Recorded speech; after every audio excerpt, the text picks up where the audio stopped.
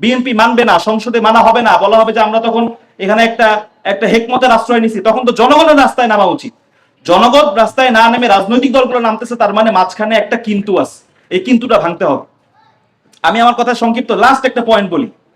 মাদ্রাসার শিক্ষার্থীদের অবদান, এইটা মধুর ক্যান্টিনের সামনে মাইক নিয়ে বলার কিচ্ছু নাই। আপনারা সবাই জুলাই মাসে দেখছেন যে আমি প্রথমে যেটা বললাম, সবার রক্তের রং এক ছিল। মাদ্রাসার শিক্ষার্থীরা 90 এর বেশি মাদ্রাসার শিক্ষার্থী শহীদ হয়েছে। 2013 থেকে শুরু করে এই পর্যন্ত মাদ্রাসার শিক্ষার্থীর সবগুলো গণ আন্দোলনে ছিল। কিন্তু মুদ্রার ওপিঠে এপিঠের কথা বলবেন, মাদ্রাসার শিক্ষার্থীদেরকে স্বীকৃতি দেওয়া হয় না। ওপিঠের কিছু কথা শোনেন। আমি একটা বই করছিলাম তোমার চোখে জুলাই, সালা হাদিসের শিক্ষার্থীদের লেখা নিয়ে। ওইখানে একটা মাদ্রাসার শিক্ষার্থী, হেফসখানা শিক্ষার্থী বলছে যে আমাদেরকে যখন মাদ্রাসার মধ্যে তালা মেরে লাগাই দেওয়া হইতো, আমি দূর থেকে দেখতাম টিয়ারশিয়াল, দূর থেকে দেখতাম গোলাগুলি, আমার কাছে মনে হইতো ফিলিস্তিনের মতো একটা জায়গা।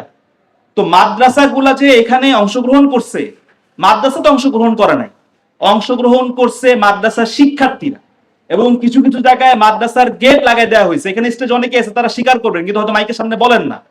বড় বড় জায়গায়, বড় বড় যেখানে জমায়েত হয়েছে, বড় বড় মাদ্রাসাগুলোর গেট লাগাই রাখা হইতো। তখন যদি গেট খোলা হইতো, অনেকজনের মানুষের জীবন বেঁচে যেত। দায়িত্ব নিয়ে বলতেছি, তারা তখন খোলে নাই। কেন খোলে নাই? তারা এই আন্দোলনের সাথে ওইভাবে একভূত হইতে পারে নাই। এই একভূত না হইতে পারার যে ব্যর্থতা, তাদেরও আমাদেরও বলতে এখানে যারা আছেন, যারা ছাত্রপক্ষ করতেছেন, যারা এবি পার্টি করতেছেন, যে হ্যাঁ মাদ্রাসা যারা, তাদেরকে আমরা বুঝাইতে পারিনি এই আন্দোলন তোমারও।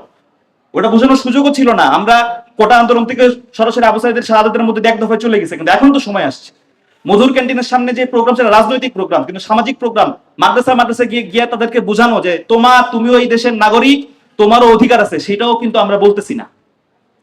সর্বশেষ আমি যেটা বলবো সেটা হচ্ছে যে মাদ্রাসার খতমি বুখারী গুলাতে কোন, মানে আর একটু সহজ করে যদি বলি, আওয়ামী আমলে হেফাজতের রক্ত ঝরছে, 2013 সালে মাদ্রাসার শিক্ষার্থীদের রক্ত ঝরছে, মুদিগুড়ি আন্দোলনের রক্ত ঝরছে। এটা তো মুদ্রার এপিঠ। মুদ্রার ওই পিঠে বড় বড় মাদ্রাসাগুলার খতমে বুখারী, সব থেকে বড় যে অনুষ্ঠান, সেই খতমে বুখারীতে স্বরাষ্ট্র মন্ত্রী গিয়ে যে বক্তব্য দিত, এইটার কাফফারাকে আপনারা দিবেন না। সবাইকে অসংখ্য ধন্যবাদ।